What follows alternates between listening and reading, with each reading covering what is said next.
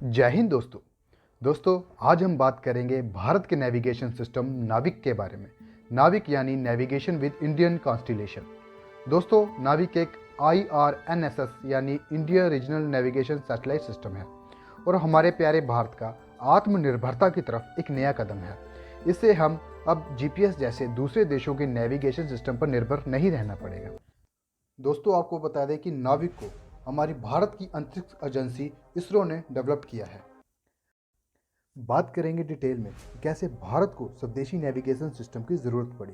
इससे पहले चैनल पे नए हैं तो सब्सक्राइब करें, वीडियो को करें लाइक। दोस्तों कारगिल वार जो 1999 में हुई, उस टाइम पाकिस्तान की सेना बहुत ही ऊंचाई पर बैठी थी और भारतीय सेना का बहुत ज़रूरी था उनके ठिकानों का पता लगाना। उस समय भारत ने अमेरिका से GPS डाटा मांगा जिससे भारत को पाकिस्तान के बंकर्स का एग्जैक्ट लोकेशन पता चल पाए, पर अमेरिका ने वो डाटा शेयर करने से साफ मना कर दिया। अब भारत तो वो जीत गया, पर उस टाइम भारत सरकार को एहसास हुआ कि कितना ज़रूरी है खुद का नेविगेशन सिस्टम। उसके बाद भारत ने 2007 में अपनी स्वदेशी अंतरिक्ष एजेंसी इसरो के साथ मिलकर खुद का नेविगेशन सिस्टम डेवलप करने की घोषणा की।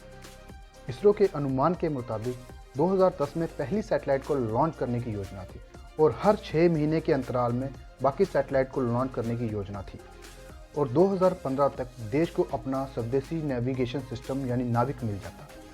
पर कुछ कारणों की वजह से इस प्रोग्राम में देरी हुई और पहली सैटेलाइट को 1 जुलाई 2013 को लॉन्च किया गया और उसके बाद 2014 में 2 सैटेलाइट को और 2015 में 1 सैटेलाइट और 2016 में 2 सैटेलाइट को लॉन्च किया गया और पृथ्वी के ऑर्बिट में स्थापित किया गया।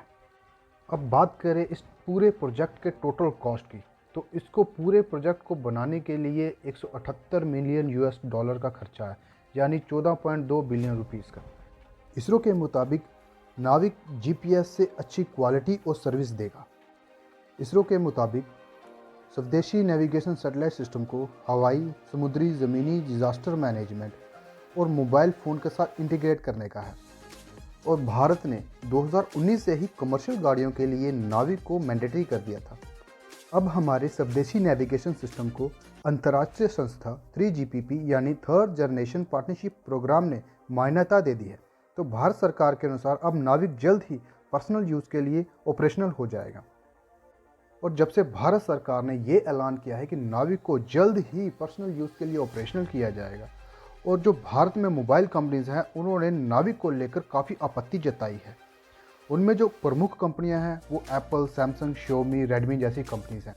अब इन कंपनीज का क्या तर्क है ये समझते हैं। अब इन कंपनीज का कहना है कि जो भारत सरकार ने हमें डेडलाइन दी है वो बड़ी कम है।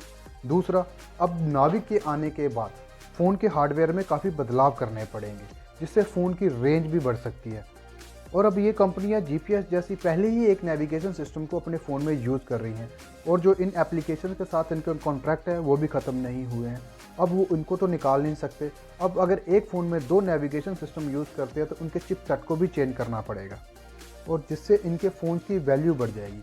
फ़ोन की वैल्यू का बढ़ना यानी इंडिया जैसी सेंसिटिव मार्केट में अपनी मार्केटिंग स्ट्रैटेजी को ख़त्म करना। अब इन कंपनीज़ के तर्क जो भी हों, इसरो लगातार इन कंपनीज के साथ बैठक कर रही हैं और बैठक में क्या नतीजा निकलता है वो जल्द ही पता चल जाएगा। अब इन कंपनियों के कोई भी तर्क हो, कोई भी कंप्लेन हो, पर देश हित के लिए भारत को खुद का नेविगेशन सिस्टम बहुत ज़रूरी था। इसी के साथ भारत अब उन देशों में शामिल हो गया है जिनके पास खुद के ग्लोबल या रीजनल नेविगेशन सिस्टम है। इनमें Japan, America, China, European union, Russia, इनके पास खुद के नेविगेशन सिस्टम है। दोस्तों आपकी क्या राय है भारत के नेविगेशन सिस्टम को लेके, हमें कमेंट सेक्शन में ज़रूर बताएं। वीडियो इन्फॉर्मेटिव लगी तो वीडियो को लाइक करें, सब्सक्राइब करें। मिलते हैं अगली वीडियो में। जय हिंद।